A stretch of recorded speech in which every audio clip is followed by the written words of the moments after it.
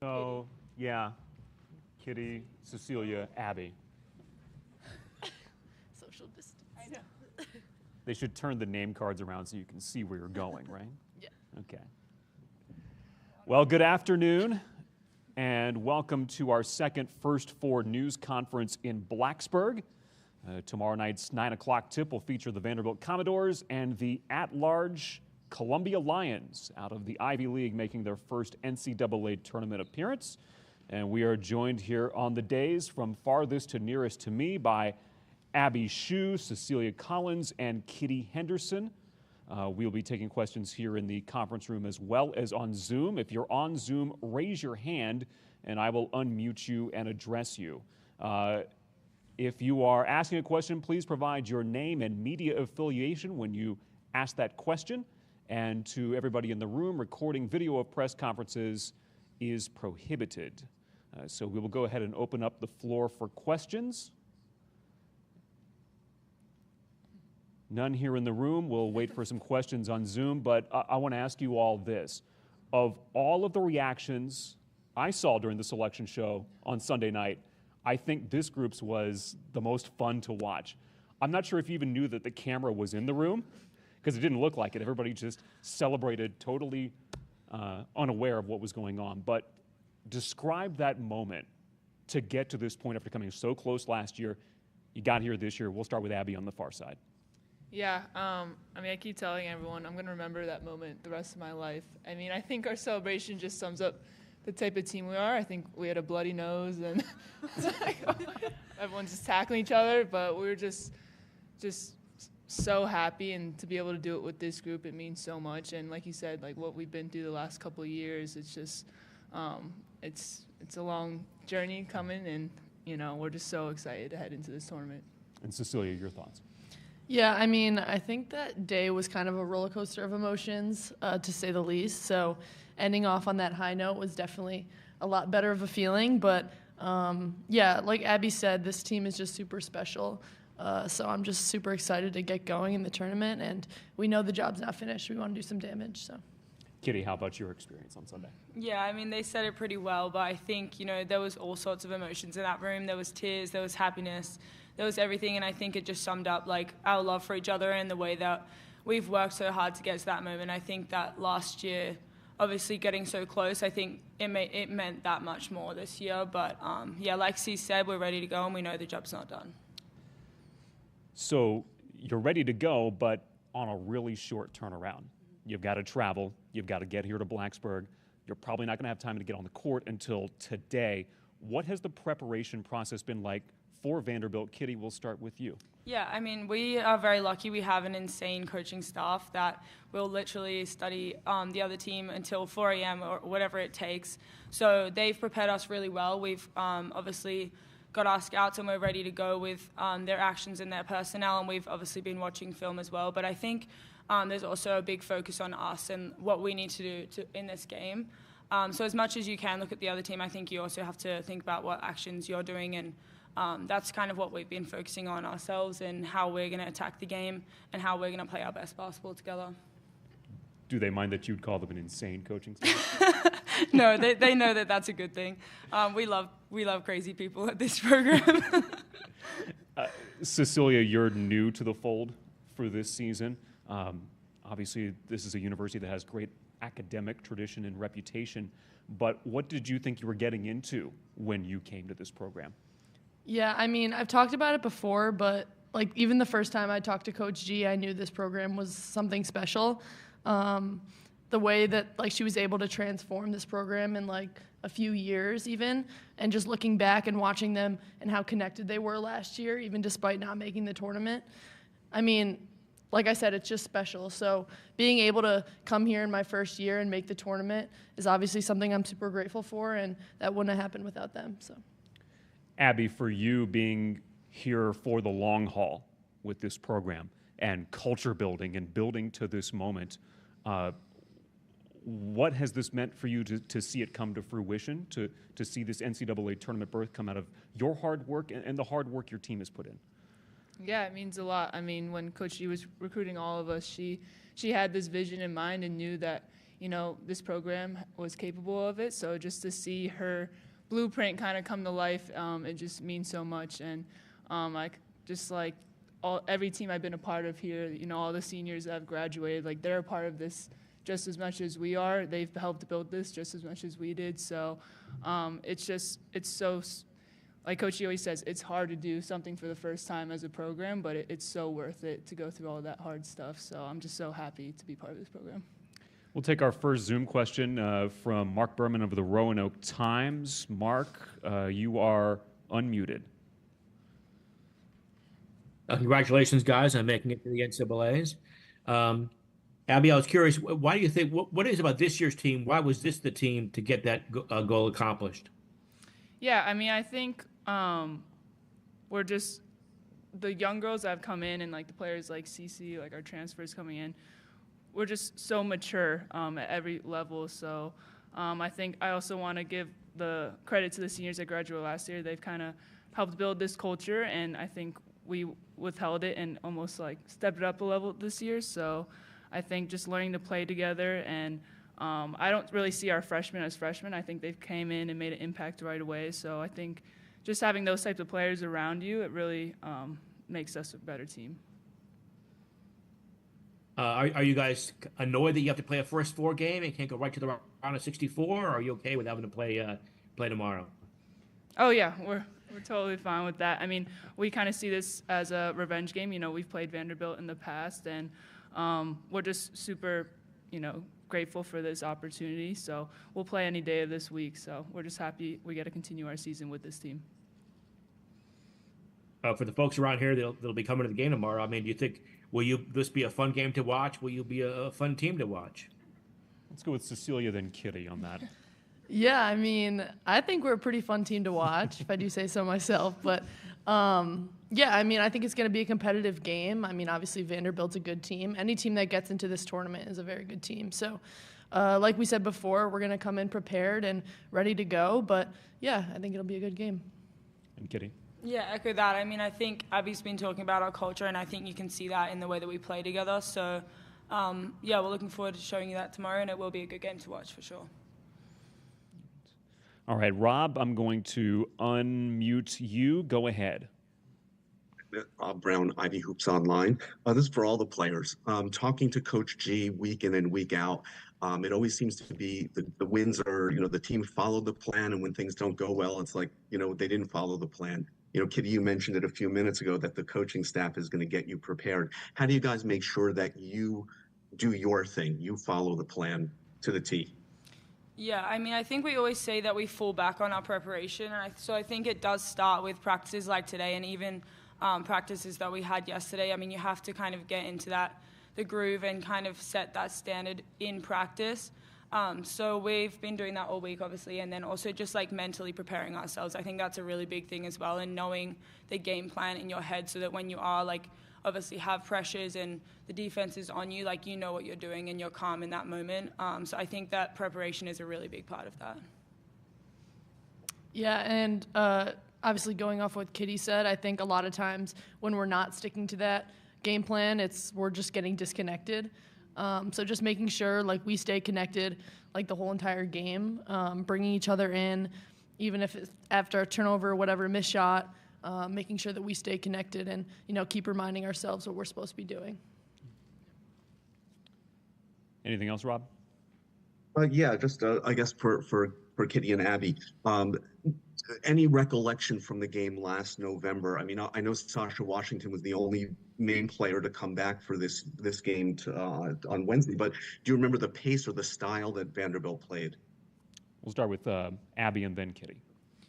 Yeah, obviously we did like review that game and everything, but I think what's unique about this year is like we're a pretty different team, and I think they're a little bit of a different team. So, yeah, I mean, we know the players that were there last year. We've studied their games, so we are, looking forward to it.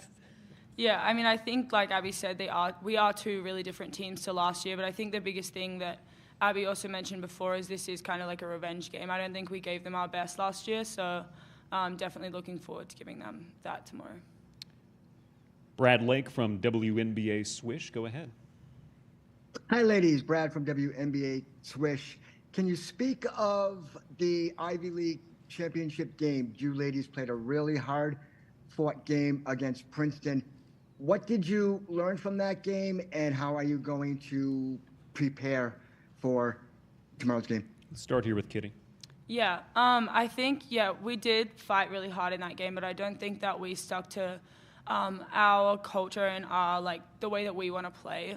So I think we actually learned a lot from that game, and I'm sure that we're going to put those things into this game this week. So I think the main thing, C kind of touched on this, but just being connected and staying with each other, especially after mistakes.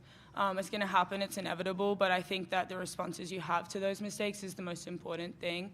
And I think that's something that we really learned from that game. Cecilia? Yeah, I mean, I think Kitty said it, that game wasn't really up to our standards. So making those key adjustments, and obviously you dive back in and you watch the film and you don't want to dwell on it, but you want to learn from those mistakes. So just like I said, going into that film and try not to make those same mistakes as we did in the Princeton game. But luckily we were given this second chance for the tournament. So obviously we're super grateful and we want to go in with no regrets. So. Anything else, Brad? I'm good, sir. Thank you. Thank you. And thank you, ladies. All right, Jillian, I'm going to unmute you. Go ahead. Hi, Jillian Princey with the Columbia Daily Spectator.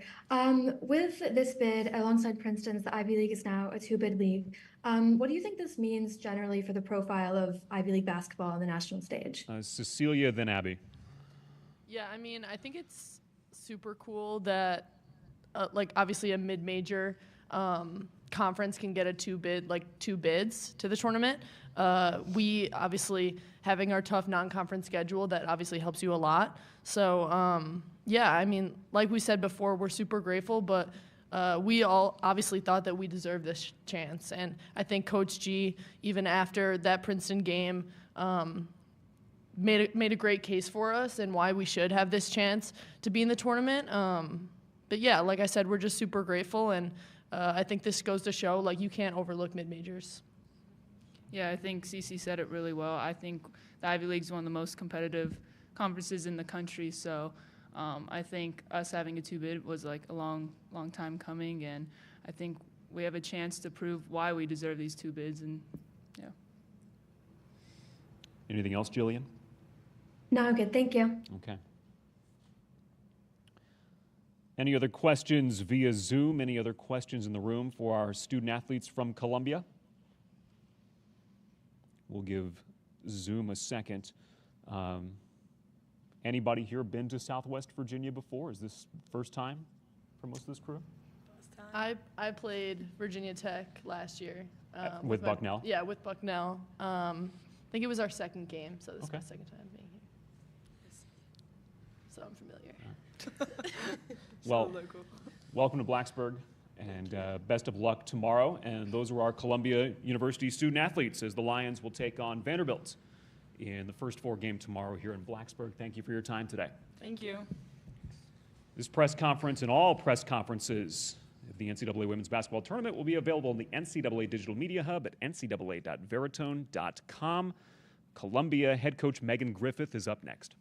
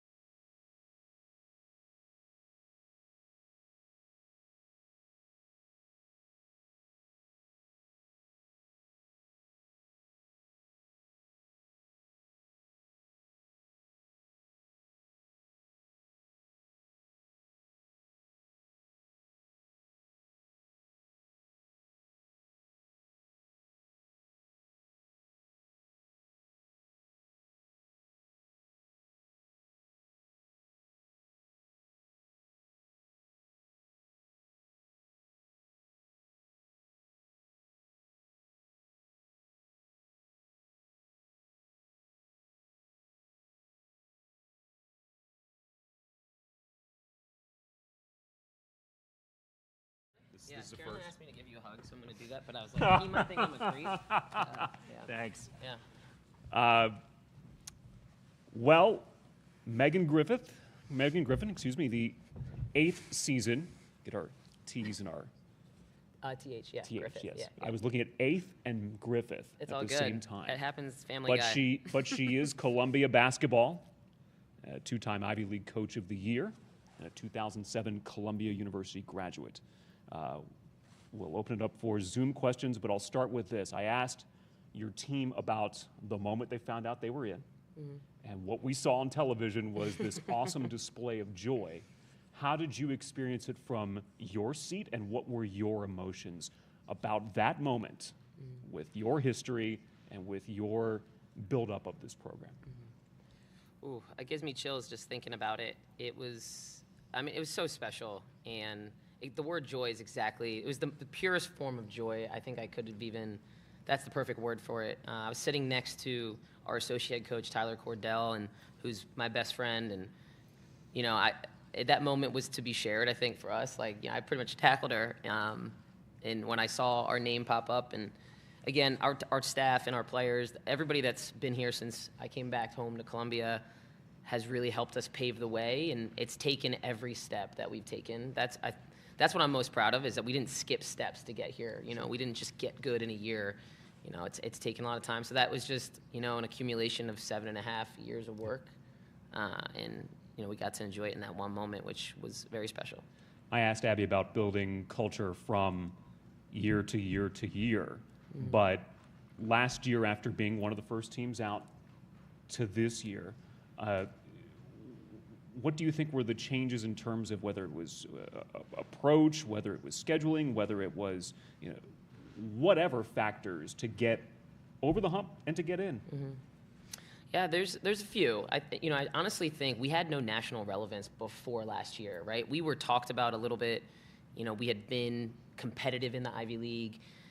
You know, I had coached at Princeton when we went 30-0. Like, there was some history with me in this league and being an alum as well. But, you know, we took some big steps last year, and, you know, we scheduled the way with intention. You know, like, once the net came out, we were like, all right, this is a major deciding factor of getting in the tournament. So we have to make sure we put ourselves in the best possible place, win or lose, but to be in the conversation. And, you know, for us to have beat Miami at Miami and then go to the Elite Eight last year, you know, showed me, okay, we're doing the right thing, right? And so this year we had the same model, pretty much. You know, our scheduling coordinator, Ali Bassetti, on our staff, she and I kind of put our heads together and say, who do we need to play to make sure that we're in the conversation when it matters? And you know, that's exactly what we did with intent. But then, you know, I know the committee takes a lot of things into consideration with this. So now we've been talked about, and then what we did in the WNIT last year only showed that us and Kansas being probably the two first teams out and playing at Kansas in front of 12,000 Kansas fans last year and having a close game, I think really helped, again, create that history for us. We'll go to Mark and then Rob on Zoom. And Mark, if you give me just a moment, I will unmute you, and you're good to go. Hi, Mark Berman of the Roanoke Times here in the area. Wanted to ask you guys, what are the strong suits of this year's team that's helped you get to the NCAAs for the first time? You know, we talk a lot about, especially last year's team. I had so much talent on last year's team. You know, we had this amazing talented senior class. And I always say that you recruit what you need, not what you have. So when you're going through the journey, you realize, what are we missing? And you know, one of the young women sitting up here earlier, Cecilia Collins, was exactly one of those people that we were missing, one of the keys. And I remember watching her last year while we were in our run, and she was playing with Bucknell and saying, like, we need to get that kid. And the versatility she provides, her decision-making, her poise, her ability to score, she is one of the reasons I think it all works, is that, you know, she gets to put it together for us, you know, much like a Caitlin Davis and a Hannah Pratt did for us. And shout out to Katie. She's in the tournament as a 1 seed for USC. So, you know, for us, again, it was just getting the right personnel and getting better and smarter, honestly. And USC was sitting right here last year, too. That's amazing. Yeah. Anything else, Mark? Do you figure for people coming to the game tomorrow, will this be a fun game to watch? Will you be a fun team to watch? Most definitely. You're gonna love it. You'll see the intensity and passion that this team competes with. We play a very up-tempo style of basketball. We share the ball at a high rate. We love to shoot it. You know, and when we do, we play defense. It's pretty good. So that's the thing. I'm just kidding. In all seriousness, our team is a lot of fun to watch. You know, we love to get up and down. Thank you. Rob Brown, you are unmuted.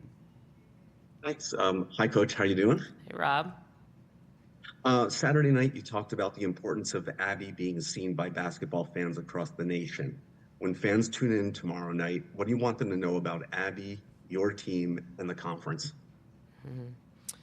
Abby is the epitome of what Columbia basketball means to me, in the perfect embodiment and representation of it. You know, she is the hardest worker in the gym. I remember her freshman year, she won every sprint as a freshman. She worked hard. She was still a phenomenal shooter, but it wasn't about that for her. It was about how do I do things. It was her approach. And, you know, her growth here, it's no coincidence that our program has grown alongside her and gotten to this place, and every year has improved because of her mindset. She's absolutely a pro. She's NBA or WNBA worthy, and I'm hoping everybody gets a chance to see her on a national stage, because she is one of the most special and electric college basketball players right now in the game. And, you know, I think for Columbia, this is just one small step in the right direction for our program. You know, I said when I came back home, I wanted to be a championship program, a sustained championship program, not just a one-off program. And we're trying to show people right now that we can win, and we can win often and frequently. And, you know, I'm excited to compete. You know, I think it's going to be a lot of fun tomorrow night, and we're ready to get going now. Deanna Moore, Jordan Cambridge were injured, didn't play last year's game against you all. Mm-hmm. When you look at the team this year versus last, do they play a similar style, number one? And two, how does your strong non-conference schedule in playing Princeton 3 times prepare you to handle a tough defensive team like Vandy? Yeah, Jordan is a very experienced player. You know, she's been in that program for a while now. She's an elite on-ball defender. And, you know, I think that really helps them, having somebody that knows the game, knows them so well, and thinks the game at a really high level. You know, I think, again, they're different. You know, I think Kitty said that. They are definitely different than last year. But, you know, they're gonna mix up what they do defensively. And, again, for us to have faced, like, to your point, Rob, one of the best defensive teams in the country, and not just this year but every year, has really helped and prepared us. And, you know, for Princeton to be a 9 seed, which – you know, I have a good feeling for them in their matchup, but, you know, that only gives us confidence knowing, hey, we know how to pick apart these teams, but we got to do the game plan. You know, our players alluded to that. We got away from that in our championship game, which cost us against a very great, you know, well-coached Princeton team as well. So we're going to be ready for tomorrow. I can tell you that. And last one for me, Abby played with USA Basketball in the America's Cup last summer. How do you think that experience elevated her game and allowed her to now compete with any player in the nation? Mm-hmm. Well, just to be amongst 11 of the other best college basketball players in the game, her just to realize, hey, like, I'm here, right? I think the relevance for her was really, really critical. And the exposure to what USA Basketball does, how it works, the coaches in the game, the experience playing against the FIBA America teams, which are physical and tough and older. You know, for the U.S. to be so young in that tournament, it was a great experience. They got beat up a little bit, I think, you know, but came out and got that silver medal. And it was just a phenomenal, you know, pro experience, which I think really has helped prepare her to take this next step into becoming a more complete two-way player in a future pro.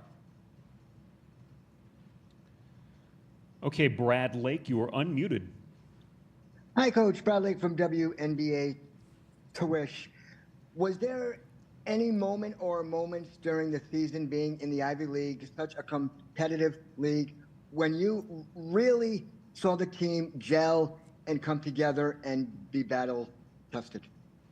Most definitely. I think I can definitely point to our last win over Princeton at home, but I think what was even more important was, you know, we had in our back-to-back games, which, you know, this NCAA tournament, these are quick turnarounds. You know, we played on Saturday and a back-to-back Friday, Saturday. Here we are playing at Wednesday, traveling in between with the potential to play on Friday again and then Sunday, right? So I think the back-to-backs, one of them that I remembered was our Dartmouth-Harvard trip, and you know, we had some players not feeling well, and so did they, and that's just what happens in the course of a season, and, you know, you're not going to put blame on that, but to not feel well but do whatever it took. I saw that from our team. I saw a second half effort at Harvard from our team that I hadn't seen because they were just making plays to make plays. Like you could literally see, and Kitty alluded to this, the responses were elite from them. Turnover, sprint back, don't let an easy transition bucket. Those are the things that make teams great, right? Is when things don't go your way, how much and how well do you respond?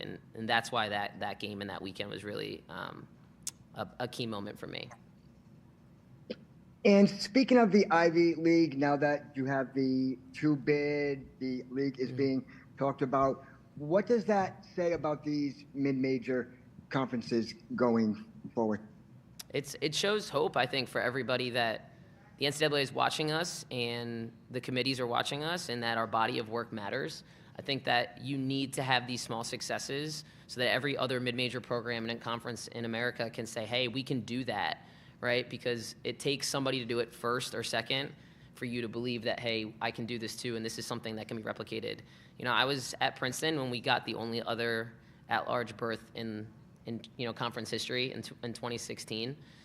And I remember that and how big and monumental that was for our program at the time in the league. And, I can tell you, I've had so many, not just Columbia people, but, Ivy League people reach out to me talking about, thank you for helping move the needle forward. And, I could say, Gonzaga, Portland, the same thing for them to do that with their conference. It just, again, it brings hope to everybody. Hey, we can do this, but we've got to do the things that are in our control with the scheduling and make sure we're putting ourselves out there in the non-conference as well. I thank you, Coach. Thank you. Pepper Persley, you are unmuted. Hey, Coach. It's so good. Am I muted? Okay. Good to hear from you. And congratulations on this. I've been watching this program for so long, and it means so much for me and my whole family to see the success that you're having now. So congratulations on that. My question for you is kind of what do you love about this program and what you've built that you want everyone who will watch the game tomorrow to know about Columbia? Ooh, yeah, Pepper, great question. Columbia is my home, right? I grew up there, and it's, I walked on campus in 2003, and here we are 21 years later with, the dreams that I had as a player coming true now as a coach, and to know the community is behind me and that these players have really just embodied and embraced all of our cultural standards, I think is the greatest thing I want everybody to understand. It takes time. It's not easy. It is not easy to win. It is not easy to win over, consecutive years. And, I remember when I first got the job, and I have an alum that joked we were the 400th program out of the 362 in Division I basketball, or however many there are. And we often joke about that now, but it was true. We really came from all the way from the bottom to be here in this moment. So I hope everybody can see that this team is going to play with so much passion for the game and for each other, and you're going to see a work hard, play hard, love hard mentality out there tomorrow. So I just hope everybody can see through our play, what this program is about and how much we love each other and care about each other. Anything else, Pepper? No, thank you. Good luck. I look forward to watching the game tomorrow. Thanks, Pepper. Okay. That'll do it for us, Megan. That's Megan Griffith, the head coach of the Columbia Lions. The Lions and Vanderbilt tomorrow at 9 o'clock Eastern Time on ESPNU. This press conference and all press conferences in the NCAA Digital Media Hub at ncaa.veritone.com. Transcripts are provided by ASAP and will be posted shortly. Thank you for joining us for the first 4 news conferences from Blacksburg.